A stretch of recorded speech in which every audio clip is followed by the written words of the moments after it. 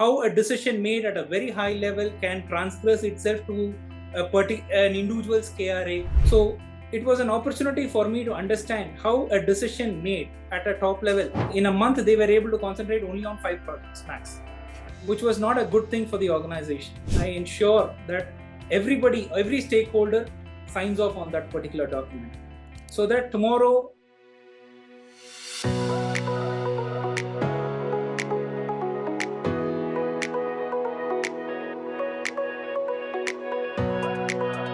Hi, ladies and gentlemen. Welcome to the esteemed FaceTime with Leaders, an initiative by the World Development Corporation, and I am your host for today, Ismeet. FaceTime with Leaders is a platform for industry titans to share their experiences, thoughts, ideas, and best practices in order to inspire one another and future leaders. We have one such leader on FaceTime with Leaders with us today, Mr. Sendilvel. He is an accomplished professional with a distinguished career spanning over 3 decades in various leadership roles within the IT and project management sectors. His career trajectory has taken him to several esteemed companies and roles, one of them being at Tube Investments of India Limited, where he has served as Management Trainee. Ramanathan and Company Chartered Accountants, where he worked as an audit assistant. Thank you so much for joining us today.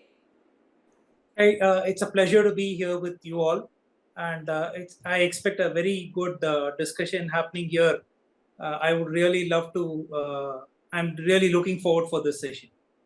Same here, likewise. So let's get started. To begin with, could you let our viewers know in brief about your career journey so far? Sure. As a career, I started off with working with a lot of chartered accountant firms. Then I did my management training with the Tube Investments of India, where it was a very good first time insight. Probably at my age of 23, 24, looking at a board meeting, what are the things that needs to be done in a board meeting, more from the prep point of view, where I was working with the company secretary of that company. So that was the first, I would say, an interest that that made me look at how the board functions and what the company needs, how a decision made at a very high level can transgress itself to an individual's KRA. So that journey, actually, after that, I was working with data software research company when I did my IT course in Oracle. And that again brought me to Perot Systems, where I was the subject matter expert for Oracle Financials.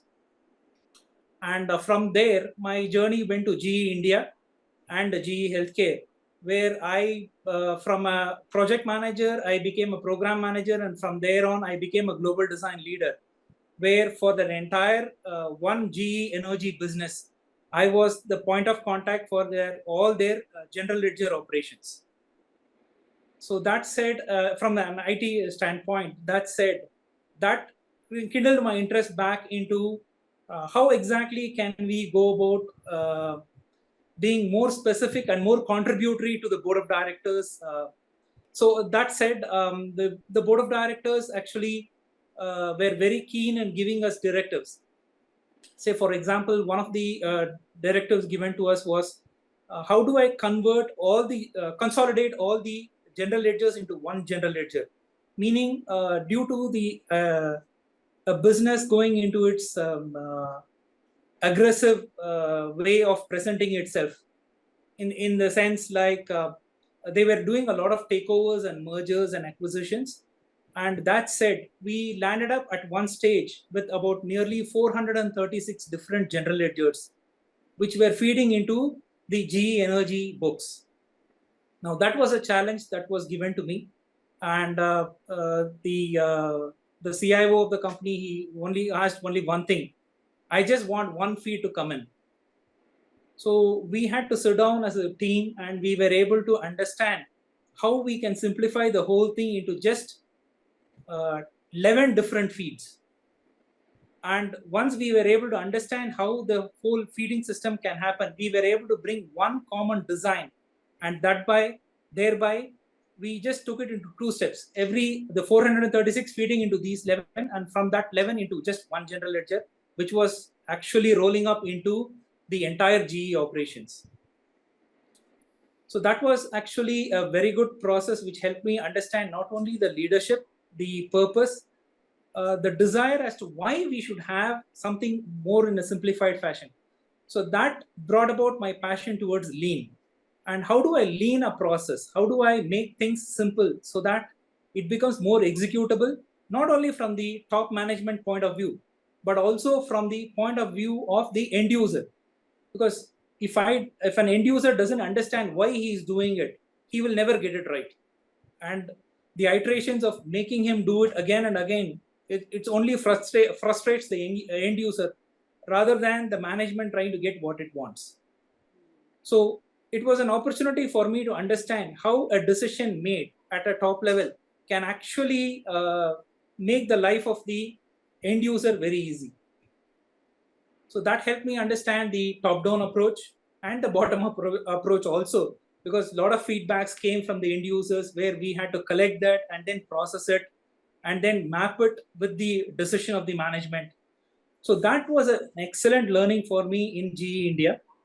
And when I was doing the black belt role in GE Healthcare, it again came to help because my target was to reduce accounts receivables, which was at roughly about $110 million US dollars, but though the operations were within India.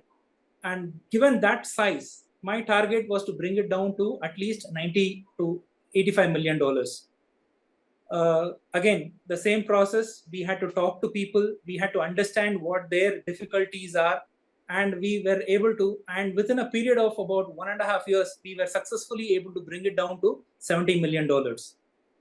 So that was something which was well appreciated by a lot of India leadership team and the US leadership team for bringing something. A 30% reduction was something which they didn't actually set it as a target for us, but we were able to, I would say, look at the whole picture and then make sure that we bring what is best for the organization and for ourselves.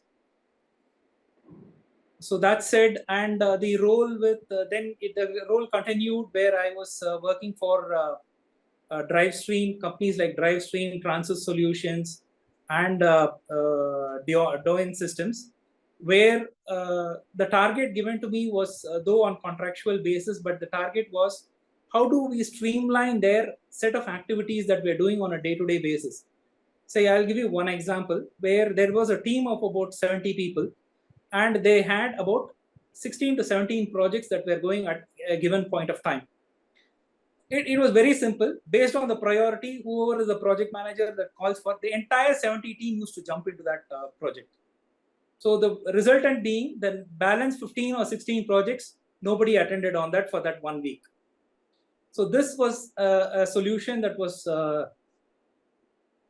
given to me as a problem statement. I won't say solution, a problem statement, where the problem statement was very simple. How do I make sure that all the 15 are moving forward? We just don't drop the ball and handle just one or two. Or say, ideally speaking, in a month, they were able to concentrate only on 5 projects max, which was not a good thing for the organization.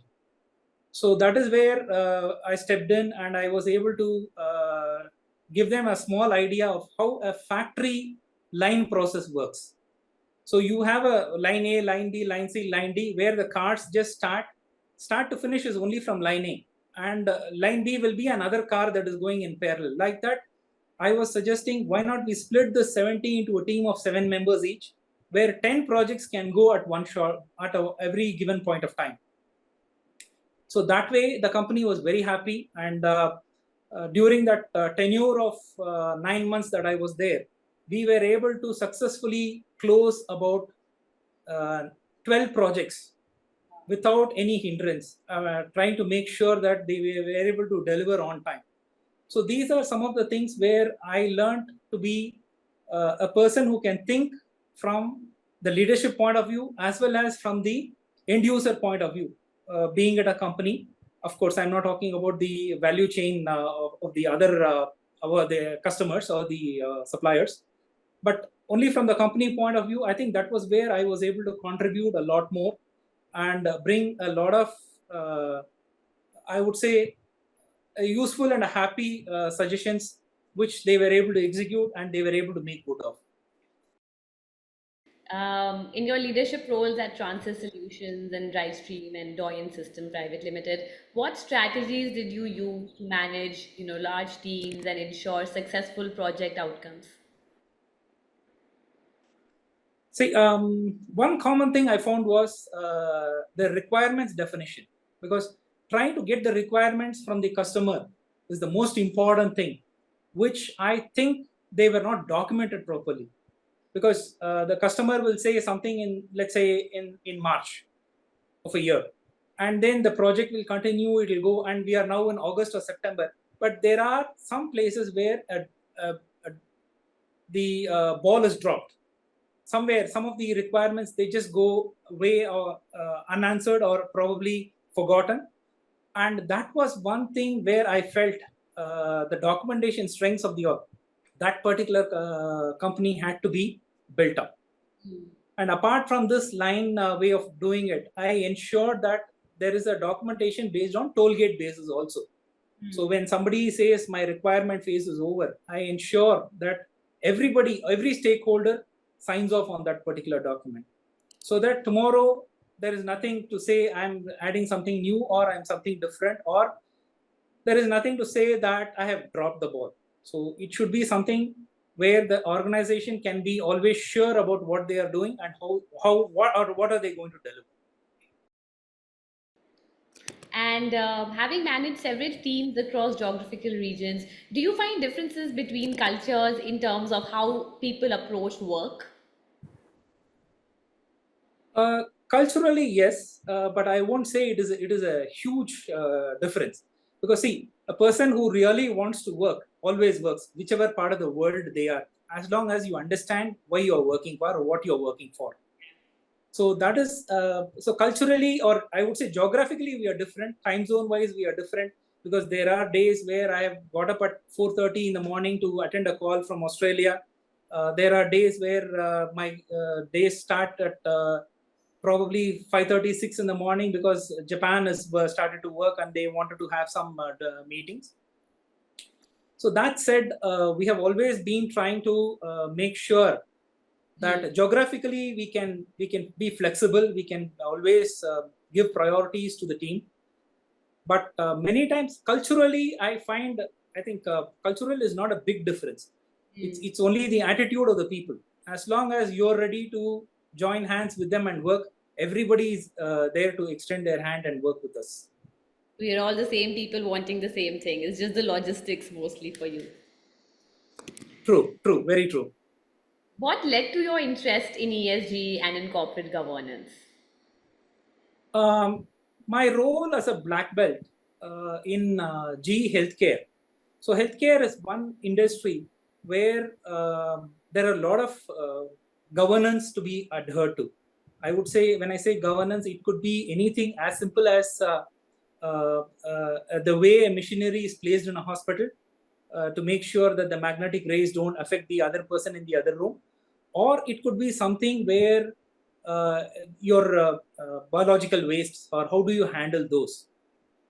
So this interest kept on talking, because a lot of people used to say, when they make a presentation, they used to come and say, because I have done this process within this equipment, I was able to reduce so much of waste. And that is where, as a black belt, the first thing we do is validate, right? Validate what happens. How do we put this in terms of data? So when we started collecting data, that was the trigger point, I would say, for me, because data is one thing that is actually tells you whether you are on the right path or not. So that said, the interest came from there. And when ESG started, people started talking about ESG, more about norms, when they started talking about BRSR reports.